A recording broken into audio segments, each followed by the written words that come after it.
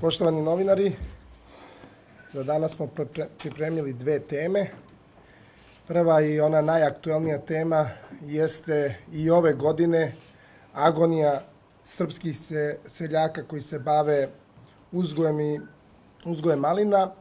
Srpska radikalna stranka se i pre par dana oglasila putem saopštenja za javnost, gde smo upozorili na obavezu Komisije za zaštitu konkurencije da u ovom slučaju ispita i nekonkurentnost, odnosno monopolističko ponašanje hladnjačara koji su pre samo neki dan sklopili sporazum u Valjevu, gde su dogovorili da je maksimalna cena, otkupna cena malina treba da bude 120 dinara, a uz to su čak potpisali i blanko menice da bi bili sigurni da će se taj protivzakonit sporazum poštovati. Sporazum je inače potpisan u Valjevu, a takva vrsta sporazuma je u krivičnom zakoniku predviđen kao krivično delo zaključenje restriktivnih sporazuma. Ovde imamo obavezu da pozovemo i tužilaštvo da reaguje jer je zakon decidan u ovom slučaju. S druge strane, imali smo nemušto ponašanje ministra Nedimovića, koji je pre nekoliko dana na televiziji sa nacionalnom frekvencijom rekao da malinare moraju, kako znaju i umeju, da pomognu, da će im izaći u susret, jer kako i sam istakao, malinari učestvuju s $250 miliona u izvozu. Tačno je da ih je primio, ali do dogovora nikakvog nije došlo, jer je ovo samo još jednom dokaz da je Srpskoj naprednoj stranci, da je njihovom režimu, njihovim koalicionim partnerima, da su važni tajkuni od seljaka. Podsjetiću ministra, podsjetiću javnost da ukoliko žele da pomognu zaista srpskim seljacima, moraju da primene programska načela, ekonomska načela Srpske radikalne stranke, a to je da se mi moramo okrenuti sebi, našem seljaku, a ne da dozvoljavamo, kao što se i ove godine dešava, a to je bilo i prošle i pretprošle, nekontrolisani uvoz sada iz Poljske, tako da su onda naši prosto proizvodi nekonkurentni na našem tržištu. To je uslovio sporazum koji je potpisan o jednostranoj primjeni, sporazum SSP, koji Srpska napredna stranka nastavlja da koristi, iako je tada bila u opoziciji. I podsjetiću, a to je kao obaveza pridruživanja Evropskoj uniji, i podsjetiću javnost na vrlo bitnu stvar, da je upravo Srpska napredna stranka ta koja je, dok je imala i od prvog dana kada su napustili njihovi funkcioneri, pojedini isključeni iz Srpske radikalne stranke, maksimalno koristili medijsku moć kojom je tada Boris Tadić dao naređenje da se Srpska napredna stranka predstavi kao ona koja je pored njih najveća i najjača. Tada su oni koristili srpske seljake i obećavali da su oni ti koji će im rešiti sve probleme samo onog momenta kada dođe i kada preuzmu vlast, odnosno formiraju vladu. Takve situacije smo imali u avgustu mesecu 2011. godine, prvo 4. avgusta, zatim 5. avgusta, eksperti Srpske napredne stranke, kako su sebe nazivali, tada su optuživali bivši režim da ono što se dešava širom Srbije je posledica odsustva ozbiljne agrarne i ekonomske politike, kada je baš isto bio slučaj protesta malinara. Takođe su govorili da su upravo demokrate one koje su na taj način favorizovali tajkune i hladnjačare, a onda je konstatovao gospodin Dželetović, tada predstavnik Ekonomskog saveta Srpske napredne stranke, citiram: "Mi smo dozvolili da hladnjačari i nakupci pokupe kajmak, a da se radnički i seljački znoj i muka preliju u njihove džepove." Nedugo zatim, samo dan nakon toga, je i gospodin Marko Đurić, koji je tada bio član predstavništva Srpske napredne stranke, pozvao i održao, odnosno prihvatio da se vidi sa predstavnicima malinara i podržao zahteve malinara koji su tada isto takođe bili nezadovoljnom otkupnom cenom i koji su tada protestovali i zatražio da se dozvoli protest u Beogradu istih tih malinara.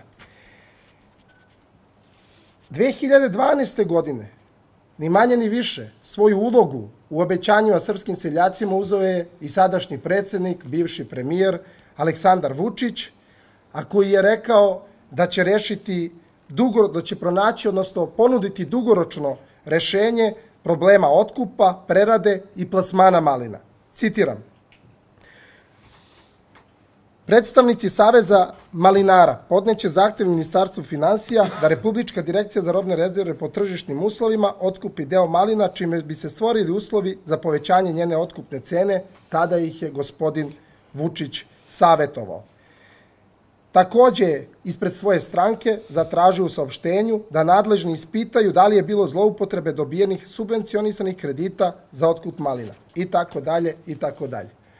Ovo je dokaz da je Aleksandar Vučić i njegova Srpska napredna stranka obmanula srpske seljake, da ovo nije prvi put, ali ovo je dokaz da imamo i njihova saopštenja. Podsjetit ću vas da su sva ova saopštenja njihove konferencije redovno pratile sve televizije sa nacionalnom frekvencijom, a imate i na sajtu Državne radio-televizije Srbije. Oni ništa nisu učinili da se poboljšaju proizvođači malina, da se pomogne seljacima, čak naprotiv, za ovih 5 godina koliko vladaju i koliko su na vlasti, učinili su samo seljacima mnogo gori položaj. Podsjetit ću vas da je prošle godine otkupna cena bila za 30% veća nego ove. Ako nastavi Srpska napredna stranka da vodi ovu državu na način na koji je vodilo, imat ćemo situaciju da će srpski seljak u potpunosti propasti. Druga tema i neverovatna još jedna koju smo danas pripremili jesu, ja bih to nazvao, nova ekonomska politika koalicije Srpske napredne stranke i Socijalističke partije Srbije. U pitanju je opština Lazarevac i javno preduzeće, odnosno komunalno preduzeće Lazarevac. Od 2014. godine na čelu tog preduzeća je direktor Milisav Krstović, koji je zbog svog poslovanja i poslovanja unazad nekoliko godina doveo da je firma u blokadi. U tom trenutku, zaključno sa 2013. godinom, dug je narastao na preko 350 miliona dinara.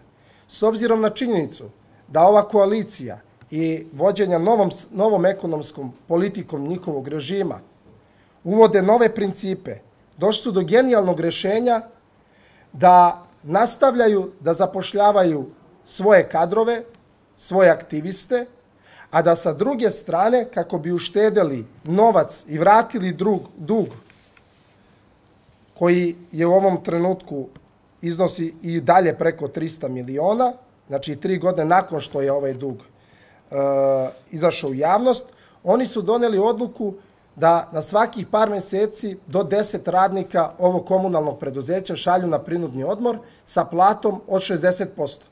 Podsjetit ću takođe javnost da je plata u javnom preduzeću komunalnog preduzeća Lazarevac prosečna plata oko 38.000 dinara i da je tada za ovaj svoj postupak nove ekonomske politike direktor ovog preduzeća rekao da će godišnje uštedeti 8 miliona dinara. Takvom nenormalnom politikom i još nezabeleženom dug neće vratiti još narednih 100 godina, a neverovatna je činjenica da i dan danas dok iznosimo ove podatke da je ovo preduzeće u blokadi, a da smo apsolutno sigurni i imamo informacije da je pred ove predsjedničke izbore još jedan veliki broj ljudi iz Srpske napredne stranke i Socijalističke partije Srbije zaposleno u ovom komunalnom preduzeću. Ukoliko imate nekih pitanja, izvolite. Za gospodina Šarovića, ako može. Ali samo mikrofon, ako možete. Miljan Damjanović drži konferenciju, mislim da je to neobičajeno, vi znate kakva su pravila u Srpskoj radikalnoj stranci. I on je. Dakle, zanima me da li ste dobili poziv za sutrašnju inauguraciju predsjednika Vučića i ako jeste, da li ćete se odazvati tom pozivu? Zaista ne znam da li sam ga dobio, a što se tiče odazivanja, ja koliko razumem, vi ste rekli predsjednika Vučića. To znači da je predsjednik Vučić već inaugurisan i zaista ne znam, tu se može raditi u nekakvom balu vampira, o nekakvoj njegovoj ličnoj proslavi, ali svakako ne može o inauguraciji, jer ne može niko biti inaugurisan 5 puta, ne može ni 2 puta, 1 puta je dovoljno. Pamtite li vi da se dešavalo nešto slično ovako? Dakle, imamo inauguraciju pa onda svečanost povodom njega. Dugo ste u politici. Mogao je biti održan neki svečani prijem isto veče nakon inauguracije, ali svakako se ne može govoriti o novoj inauguraciji. To je završeno, 1 puta je završeno i to je kraj. Dakle, svečani prijem je moguć. Ne vidim razlog da se svečani prijem održava nakon 3 ili 4 nedelje ili koliko je već prošlo, nebitno. Svakako nije reč o novoj inauguraciji, već o novoj nekakvoj farsi. Šta mislite o spisku zvanica? Vam se čini da su predsjednika Vučića mnogi ispoštovali ili pak da ga oni glavni nisu ispoštovali? Potpuno je jasno da on nema nikakav ugled međunarodni u svetu i to se vidi najbolje po tim nazovi visokim zvanicama koje će doći. On pokušava da nadoknadi to što je u onom prvom trenutku očigledno nije bilo raspoloženih da dođu, ali to nije najbitnije pitanje. Najbitnije je u kom pravcu ide Srbija, a stvari se odvijaju veoma loše.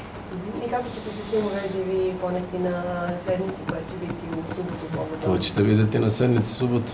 Dobro, ali šta mislite? Zar mislite da ćemo mi sad otkriti unapred šta ćemo reći? Sačekajte, dođite u subotu u Skupštinu pa ćete vidjeti. To znači da postoji mogućnost da glasate za izbor Ane Brnabić? Srpska radikalna stranka potpuno je sigurno neće glasati za izbor Ane Brnabić. Mislim da je to pitanje smešno i vama. Ali konkretne argumente zašto to nećemo učiniti ćemo izneti u samoj raspravi i siguran sam da ćemo biti izuzetno aktivni. Je li ima to veze sa njenim seksualnim opredeljenjem ili ne? Rekao sam, sve argumente ćemo izneti u subotu na samoj sednici. Da, hvala i vama. Ima li još nekih pitanja? Ukoliko ne, hvala vam što ste bili na konferenciji.